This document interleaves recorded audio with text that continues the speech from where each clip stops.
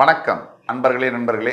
இந்த புத்தம் புதிய காணொலியில் உங்கள் அத்துணை பெயரையும் சந்திப்பதில் மிக்க மகிழ்ச்சி கொள்கிறேன். புத்தாண்டு சிறப்பு பலன்கள் 2025. இந்த நிகழ்ச்சியை பார்த்து கொண்டிருக்கக்கூடிய அனைத்து நேயர் பெருமக்களுக்கும் புத்தாண்டு சிறப்பு பலன்கள் வழியாக 12 ராசிகளுக்கான புத்தாண்டு பலன்கள் ஒவ்வொரு ராசிக்கும் தெள்ள தெளிவாக எப்படி இருக்க போகுது அதை பத்தி தான் இந்த வீடியோ சீரியஸ்ல பார்க்க போறோம். 12 ராசிகளுக்கும் பிரத்யேகமான வீடியோஸ், தனித்தனியாக சாதக பாதகங்கள் என்ன, தீர்வுகள் என்ன, இப்படிப்பட்ட வரிசையில நீங்க பார்க்க போறீங்க. இந்த வருகின்ற ஆங்கில புத்தாண்டுல 3 முக்கிய நிகழ்வுகள் இருக்கு. அதுல முதலாவதாக வரக்கூடியது சனி பயிற்சி, இரண்டாவதாக வரக்கூடியது குரு பயிற்சி, மூன்றாவதாக வரக்கூடியது ராகு கேது பயிற்சி. இப்படி 3 பயிற்சிகளும் ஒரே ஆண்டில் வருவது ஒரு அபூர்வ நிகழ்வாகும். சனி 2.5 வருஷத்துக்கு ஒரு தடவை பெயரும் பொழுது குரு கண்டிப்பா ஒவ்வொரு ஆண்டுக்கும் பெயருவார். ஆனா ராகு கேது 1.5 ஆண்டுகளுக்கு ஒரு தான் பெயருவாங்க. ஸோ ராகு கேதுவும் குருவும் சனியும் சேர்ந்து பெயர்வது இந்த ஆண்டின் சிறப்பு அம்சமாகும். இப்படி ஜாம் பேக்கடா கிரக நிகழ்வுகள் மாற்றங்கள் இருக்கக்கூடிய இந்த ஆண்டுல உங்களுடைய வாழ்க்கை எந்த திசையை நோக்கி பயணிக்க போகிறது? மிகுந்த கஷ்டங்கள், துயரங்கள் அனுபவிச்சுக் கொண்டிருக்கக்கூடிய சில ராசி பெருமக்களும், ஓரளவுக்கு பரவாயில்ல நிமிர்ந்து நிற்கக்கூடிய சில ராசி பெருமக்களுக்கும், சூப்பரா போயிட்டு இருக்கு அப்படின்னு சொல்லக்கூடிய ராசி பெருமக்களுக்கும் எந்த மாதிரியான திருப்பங்கள் காத்து கொண்டிருக்கிறது? எல்லாம் நல்லதே நடக்கும், இறைவன் முருகப்பெருமானின் அருளால் அத்தனையும் நல்லதே நடக்கும் என்ற நம்பிக்கையுடன் அத்துணை ராசிக்காரர்களுக்கும் என்ன எதிர்பார்க்கலாம் அப்படிங்கிறத பத்தி பேச போறோம். பொதுவாக சனி பயிற்சி அப்படின்னாலே நம்ம ஆன்டிசிபேட் பண்ண வேண்டியது, 7.5 சனி வந்தாலோ அஷ்டம சனி வந்தாலோ கட்டாயமாக சில சங்கடங்களை நம்ம எதிர்பார்க்கத்தான் வேணும். பொதுவாக குரு பயிற்சி என்பது வரும்பொழுது பெரும்பாலாக, அதாவது குரு பயிற்சின்னு வந்தாலே 75 முதல் 80% வரை நல்ல பலன்களை எதிர்பார்க்கலாம். ராகு கேது பயிற்சி உங்களுடைய ராசியும் உங்களுடைய சுய ஜாதகத்தின் வழியாகவும் அதோடைய பலாபலன்கள் மாறுபடும். ஆக இந்த வீடியோ இன்ட்ரடக்ஷன் வீடியோவாக எடுத்துக்கலாம். 12 ராசிகளுக்கும் இந்த இன்ட்ரடக்ஷன் வீடியோ கண்டிப்பா வரும். நீங்க இந்த சீரியஸை உங்களுடைய மேலான ஆதரவுடன் பார்த்து உங்கள் வாழ்க்கைக்கு ஒவ்வொரு ராசியினருக்கும், நீங்க அந்த ராசியா இருந்தாலோ இல்ல உங்கள் சம்பந்தப்பட்ட ஃப்ரெண்ட்ஸ், ஃபேமிலிஸ் அண்ட் ரிலேட்டிவ்ஸ் அந்த ராசிக்காரில் இருந்தாலோ அவர்களுக்கு இந்த வீடியோவை ஃபார்வர்ட் செய்து, இந்த வீடியோ உண்மையா பிடிச்சிருந்ததுன்னா லைக் பண்ணி, கமெண்ட் பண்ணி, சப்ஸ்கிரைப் பண்ணுங்க. எல்லாத்துக்கும் மேல ஹெல்தியான கமெண்ட்ஸை பதிவிடுங்க. உங்களுக்காக காத்து கொண்டிருக்கிறோம் இன்னும் சிறப்பான படைப்புகளுடன். புத்தாண்டு சிறப்பு பலன்கள் 2025. வாங்க வீடியோக்குள்ள போலாம். புத்தாண்டு சிறப்பு பலன்கள் 2025 வரிசையில இன்னைக்கு நம்ம பேச போறது மேஷராசி. மேஷராசி இதுல 3 பயிற்சிகள் நம்ம இந்த ஆண்டுல எதிர்பார்க்கலாம். ஒன்னு சனி பயிற்சி, குரு பயிற்சி, ராகு கேது பயிற்சி. இதுல ஒவ்வொரு பயிற்சிகளுக்கும் இந்த வீடியோ எப்படி தொகுத்து வழங்கணும்னா, இந்த பயிற்சிகள்லாம் நம்ம எதை எதிர்பார்க்கணும், எதை எதிர்பார்க்கலாம், என்ன தீர்வுகள், சாதக பாதகமான பலன்கள் என்ன தீர்வுகள் அப்படிங்கிறத பத்தி பேசுவோம். இப்படிதான் எல்லா வீடியோஸ்லையும் கொண்டு போகிறோம். மேஷராசி, பொதுவாக மேஷராசி என்பவர்களுக்கு தற்சமயம் இந்த புத்தாண்டு பிறக்கும் போதே சரியாக மார்ச் 29, 2025 கும்பராசியில் தற்சமயம் சஞ்சரித்து வந்த சனி பகவான் மீன ராசிக்கு பெயரும் பொழுது மேஷராசிக்கு 7.5 சனி தொடங்கும். சரியாக மார்ச் 29, மார்ச் 29, 2025 இருந்து மேஷராசிக்கு 7.5 சனி தொடங்கும். இப்படி 7.5 சனி தொடங்கும் போது எதை எதிர்பார்க்கலாம்? நிறைய இடத்துல, நிறைய சேனல்ஸ்ல அப்படி நடக்கும், நல்லா நடக்கும், இந்த மாதிரி சரியா வரும், அப்படியெல்லாம் யார் சொன்னாலும் 7.5 சனினா நமக்கு சில கெடு பலன்களை தான் நாம் எதிர்பார்க்க வேண்டும். இதுதாங்க உண்மை. சும்மா பேச்சுக்கு பொய் சொல்லி அது நடக்கும், இது நடக்கும், நான் பாசிட்டிவா பேசுறேன். பாசிட்டிவா பேசுறது நல்லதுதான். ஆனா அர்த்தம் இல்லாம பேசுறது நேரத்தை வீணடிப்பதாகும். ஆக மேஷராசிக்கு 7.5 சனினா பிரச்சனைகள் வரதான் செய்யும். தற்சமயம் வரை லாபஸ்தானத்தில் கும்பராசியில் சஞ்சரித்து வந்த சனி பகவான் 12ஆம் வீடு என்று சொல்லக்கூடிய மீனராசிக்கு வரும்போது முதல்ல ஏழரை சனினா என்ன, சனி பகவான்னா என்னன்னு நம்ம புரிஞ்சுக்கணும். அதுக்கப்புறம் தான் அதோடைய சாதக பாதக பலன்களுக்குள்ள போகணும். முதல்ல ஏழரை சனினா என்னன்னா, சந்திரன் எந்த ராசியில இருக்கோ அதுதான் நம்ம ராசி. சந்திரன் யாரு அப்படின்னா நம்மளோட மனசு, மைண்டு. ஒருவருடைய அளவற்ற கல்வி, பதவி, பணம், இல்ல வாழ்க்கையில எந்த ஒரு உறவு, விஷயம், குரோத்து, சங்கடம், நல்லது கெட்டது எதுவுமே மனம்தான் தீர்மானிக்கும். இப்போ ஒரு விஷயம் நடக்குது, அது எனக்கு கெடுதலா நல்லதா அப்படிங்கிறது எது தீர்மானிக்கும்? என்னுடைய மனம் தீர்மானிக்கும். அந்த மனதை சனி பகவான் பிடிப்பதுதான் ஏழரை சனி. சந்திரன் இருக்கிற வீட்டுக்கு முன்னாடி வீட்டுக்கோ இல்ல சந்திரன் இருக்கிற வீட்டுக்கோ இல்ல அடுத்த வீட்டுக்கு சனி பகவான் இருக்கிற வரைக்கும் ஏழரை சனின்னு சொல்றோம். இப்ப மேஷராசிக்கு விரய சனியா தொடங்குறார். மேஷராசியுடைய அதிபதி செவ்வாய். இங்க அஸ்வினி, பரணி, கிருத்திகை 3 நட்சத்திரங்கள் வருது. இந்த செவ்வாய்க்கும் சனிக்கும் அடிப்படையிலேயே ஒற்றுமை என்பது இல்லை, பகை கிரகங்கள். அப்போ செவ்வாயுடைய தாக்கம் சனி மோதும் போது சனியுடைய தாக்கம் அதிகமாக மேஷராசிக்காரர்களுக்கு இருக்கத்தான் இருக்கும். அதை எதிர்பார்க்கத்தான் வேணும். இல்லைன்னு பொய் சொல்லலாம் முடியாது, நம்மளே நம்ம ஏமாத்திக்க முடியாது. அப்ப மேஷராசிக்கு பொதுவாக இந்த ஏழரை சனியினால என்ன நடக்கும்னா, சில சங்கடங்கள், கணவன் மனைவி உறவு, அதுல பிரச்சனைகள் வரலாம். இந்த மாதிரி பல பிரச்சனைகள் வரும். என்னென்ன பிரச்சனைகள் வரலாம், அதை எப்படி கையாளுவது என்பதை பத்தி நம்ம பேசுவோம். ஒண்ணு மட்டும் உறுதி, சனி பகவான் கொடுக்கக்கூடிய எல்லா விஷயமுமே அடி அல்ல, அனுபவமே. இந்த மந்திரத்தை மட்டும் நீங்க மனசுல வச்சுக்கணும். 2வது பாயிண்ட், சனி பகவான் ஒருத்தருக்கு சில பிரச்சனைகளை கொடுத்து சில நல்லதையும் கண்டிப்பாக செய்வார். அது எந்த ராசிக்காக இருந்தாலும் பரவாயில்ல. அப்படி அவர் கொடுக்கிற ₹1 கொடுத்தா கூட நாம் இந்த பூமியை விட்டு மறைகிற வரைக்கும் சனி பகவான் நமக்கு கொடுத்த யோகங்கள், செல்வங்கள் எதுவும் நம்மளை விட்டு பிரியவே பிரியாது. இதுதான் அவர்கிட்ட இருக்கக்கூடிய ஒரு ஸ்பெஷாலிட்டி. சுக்கிரன், குரு மூலியமா வரக்கூடிய யோகங்கள்லாம் வரலாம், பிரியலாம், இருக்கலாம், போகலாம். ஆனா சனி கொடுக்கக்கூடிய அத்தனை விஷயங்களும் நம்முடனேயே இருக்கும், தங்கும் கடைசி வரைக்கும். இது ஒண்ணு. இந்த ஆண்டு, அதாவது இங்கிலீஷ் நியூ இயர், ஆங்கில புத்தாண்டு 2025 தொடங்கும் போதே மற்ற கிரகங்கள்லாம் நம்ம பார்க்கும்போது செவ்வாய் நீச்சம் பெற்று இந்த ஆண்டு தொடங்குது.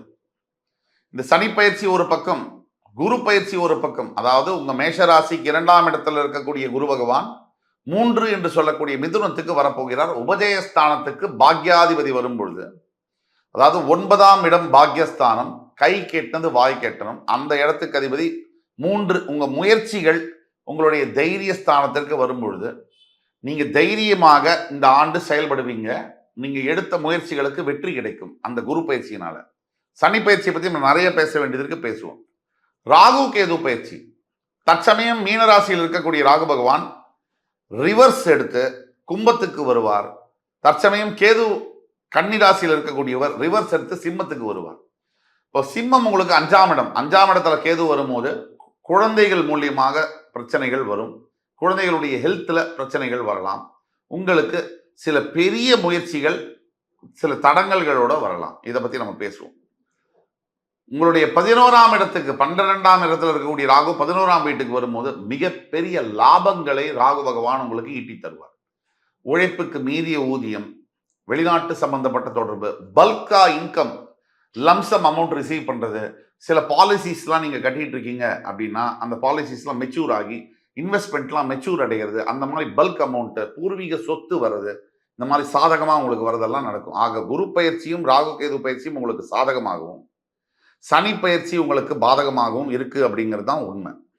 இப்ப சனி பயிற்சியோட பலன்கள்ல நம்ம ஏற்கனவே சொன்னபடி இந்த ஆண்டு ஆரம்பிக்கும் போதே செவ்வாய் நீச்சம் பெற்று ஆரம்பிக்கிறதுனால காரிய தடங்கல்கள் ஏற்படலாம். ராசிநாதன் உங்களுடைய 4ஆம் இடத்துல நீச்சம் பெறும் போது நீங்க இந்த பத்திரங்கள்ல கையெழுத்து போடும் போது டாக்குமெண்டேஷன் எதுலையுமே நீங்க உள்நாட்டுல இந்தியாவில் இருந்தாலும் சரி வெளியில இருந்தாலும் சரி டாக்குமெண்ட்ல கையெழுத்து போடும் போதும் பத்திரங்கள்ல கையெழுத்து போடும் போதும் ஒருத்தர்கிட்ட சண்டை போடும் போதும் சொத்து தகராறு பத்தி பேசும் போதும் அதை பத்தி முயற்சி பண்ணும் போதும் வாகனங்கள் வாங்கும் போதும் எல்லா இந்த மாதிரியான விஷயங்கள்ல ரொம்ப ரொம்ப கவனமாக இருக்கணும். தடைகள், தாமதங்கள், எதிர்ப்புகள், போலீஸ் கேஸ், லீகல் மேட்டர்ஸ் கண்டிப்பா வரக்கூடிய வாய்ப்புகள் இருக்கு. இது கவனப்படுத்திக்கணும். இதுக்கு என்ன தீர்வுங்கிறத கடைசியில பேசுவோம். விரய சனியா ஏழரை சனி தொடர்றதுனால மிக பெரிய அளவிலான ஆபத்து என்பதும் கண்டிப்பா கிடையாது. இதை நீங்க உறுதியா எடுத்துக்கலாம், மனசுல நிறுத்திக்கலாம். மற்றும் இந்த முதல் 4 மாதங்கள் லாபகரமான மாதங்களாக வரும். என்னதான் ஏழரை சனி மார்ச் 29 அன்னைக்கு உங்களுக்கு ஸ்டார்ட் ஆனாலும் ஃபர்ஸ்ட் 4 months மிகவும் லாபகரமான மாதமாக இந்த ஆங்கில புத்தாண்டு தொடங்கும். இதை பயன்படுத்திக்கணும். கையில காசு வந்த உடனே டக்கு டக்குன்னு செலவு பண்ணிடக்கூடாது.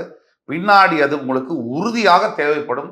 ஒவ்வொரு ரூபாயும் கவனப்படுத்தி கொள்ளவும். அடுத்த பாயிண்ட் என்னன்னா, குரு பகவானுடைய பயிற்சியினால, அதாவது 3ஆம் இடத்துக்கு வரக்கூடிய குரு பகவான் பாக்யாதிபதியாகவும் விரயஸ்தானத்துக்கு 12ஆம் இடத்துக்கு அதிபதியாகவும் இருப்பதனால், இந்த 12ஆம் வீடு என்பது வெளிநாட்டு சம்பந்தப்பட்ட விஷயங்களை கொடுக்கறதுனால, இந்த குரு பயிற்சிக்கு அப்புறமா உங்களுக்கு வெளிநாடு சம்பந்தப்பட்ட வேலைகள், வெளிநாட்டுக்கு டிரான்ஸ்ஃபர் ஆகுது, ஆன்சைட் ஆப்பர்ச்சுனிட்டி கிடைக்கிறது, இல்லை படிக்கிறதுக்கே நீங்க போகணும் அப்படின்னா கூட, இது பல வருஷமா ட்ரை பண்ணிட்டு இருந்தும் கூட சம்பந்தம் இல்லாத, அதாவது ஒருத்தருக்கு ஃபாரின்ன்றது அவரோட லிஸ்ட்லயே இல்லை, மேஷராசியில் இருக்கீங்க, உங்களுக்கு கூட வெளிநாட்டு சம்பந்தப்பட்ட வேலைகள் கிடைக்க கூட, இல்லை அங்கே கல்யாணம் பண்ணக்கூடிய, அங்கே வாசம் பண்ணக்கூடிய, பிஆர் வாங்கக்கூடிய யோகங்கள்லாம் சடனா ஒரு அதிசயம் மாதிரி நடக்கக்கூடிய வாய்ப்புகள் நிறைய இருக்கு. இந்த வருகின்ற ஆங்கில புத்தோட 2ஆம் பாதியில புத்திர பாக்கியம் இல்லாத இருக்கக்கூடிய பல மேஷராசி அன்பர்களுக்கு பாக்யாதிபதி என்று சொல்லக்கூடிய புத்திரகாரகன் உபஜயஸ்தானம், முயற்சியை குறிக்கக்கூடிய இடத்துல பெயர்வதனால புத்திர பாக்கியம் உண்டாகக்கூடிய வாய்ப்புகள் நிறைய இருக்கு. ஆனா அப்படி வந்தா கூட சில பேர் இந்த ஃபெர்டிலிட்டி மெத்தடாலஜி, ஐவிஆர்எஸ், கொஞ்சம் சிரமப்பட்டு இந்த புத்திர பாக்கியத்தை பெறக்கூடியது, இந்த மாதிரி விஷயங்கள் நடக்கலாம்.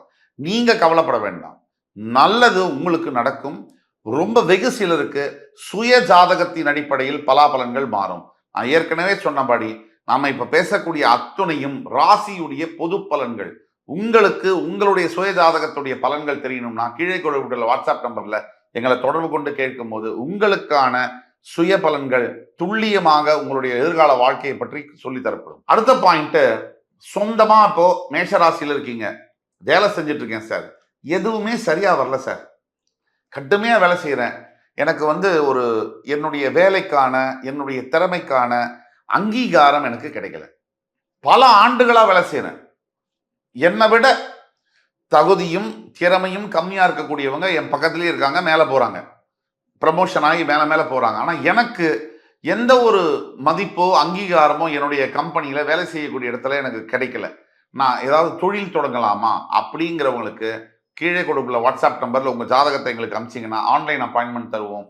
சொந்த தொழில், ஏன்னா சொந்த தொழில் தொடங்குவதற்கான முக்கிய ஆண்டாக இந்த ஆங்கில புத்தாண்டு மேஷராசி என்பவர்களுக்கு வருகிறது. எந்த சொந்த தொழில் தொடங்குவதற்கும் உகந்த ஒரு ஆண்டாக வருகிறது. எந்த தொழில் நீங்க தொடங்கினா சரி வரும் அப்படிங்கிறது உங்க ஜாதகத்தை பார்த்தா மட்டும்தான் சொல்ல முடியும். ஒத்தாம்படையா எல்லாருக்கும் இப்படி இந்த தொழில் தொடங்கினா சரியா வரும்னு சொல்ல முடியாது. அதே மாதிரி ஜூன் மாசத்துக்கு மேல் தற்சமயம் வேலையில இருக்கக்கூடிய மிகப்பெரிய சிரமங்கள் கொஞ்சம் கம்மியாகும். அப்படியே ஃபுல்லா தீரும்னு சொல்ல முடியாது, கொஞ்சம் கம்மியாகும். அதே ஜூன் மாசத்துக்கு அப்புறம் பல ஆண்டுகளாக மேஷராசியில் இருக்கக்கூடிய திருமணம் நடக்கல, எனக்கு அது ஒரு குறையா இருக்கு வாழ்க்கையில, நல்லா பார்க்கறதுக்கு நல்லா இருக்கேன், நல்லா படிச்சிருக்கேன், நல்ல கம்பெனியில நல்ல வேலை செய்யறேன், நல்ல ஃபேமிலி பேக்ரவுண்டும் இருக்கு, எனக்கு ஏன் கல்யாணம் நடக்கல? பல அன்பர்களுக்கு, நேயர்களுக்கு, பல மேஷராசி நேயர்களுக்கு இது மனசுல ஒரு தீராத குறை. எனக்கு எப்படி சார் கல்யாணம் நடக்காம இருக்கும்? என்னை விட அழகு இல்லை, என்னை விட படிப்பு இல்லை, என்னை விட பணம் இல்லை, என்னை விட குடும்ப பின்னணி இல்லை, அவர்களுக்கு கல்யாணம் நடக்குதே, குழந்தையெல்லாம் பிறந்துருச்சு, குழந்தை ஸ்கூல்ல போற அளவுக்கு இருக்காங்க, எனக்கு ஏன் நடக்கல? இந்த கேள்விக்கான பதில், உங்கள் திருமணத்திற்கான விடையை நீங்க எங்களை காண்டாக்ட் பண்ணும்போது உங்க சுய ஜாதகத்தை பார்த்து சொல்ல முடியும். ஆனால் பொது பலன்களாக இந்த ஜூன் மாதத்திற்கு பிறகு நிறைய மேஷராசி என்பவர்களுக்கு திருமணம் ஆகக்கூடிய வாய்ப்புகள் குரு பயிற்சிக்கு அப்புறமா வரும்.